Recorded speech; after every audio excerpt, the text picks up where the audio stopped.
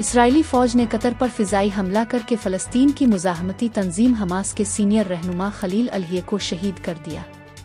اسرائیلی media نے دعویٰ کیا ہے کہ دوحہ میں حماس کے مذاکراتی رہنماؤں کو دھماکے کے ذریعے نشانہ بنایا گیا ہے۔ دوسری جانب حماس ذرائع کا کہنا ہے کہ اجلاس میں موجود حماس کے رہنما اسرائیلی حملے میں محفوظ رہے ہیں۔ تل ابیب سے جاری کیے گئے بیان میں اسرائیلی فوج نے تسلیم کیا ہے کہ دوحہ میں دھماکے کے ذریعے حماس کے سینئر رہنماؤں کو نشانہ بنایا گیا ہے۔ اس سے قبل اسرائیلی بمباری سے دوحہ میں واقع علاقہ کئی دھماکوں سے گونج اٹھا تھا۔ حماس کے ذرائع کے مطابق اسرائیلی فضائی حملے کے وقت حماس کے متعدد رہنماؤں کا اجلاس جاری تھا۔ حماس ذرائع کا کہنا ہے کہ اجلاس میں حماس رہنما غزہ جنگ بندی کے حوالے سے امریکی صدر ڈونلڈ ٹرمپ کی تجویز پر غور کر رہے تھے۔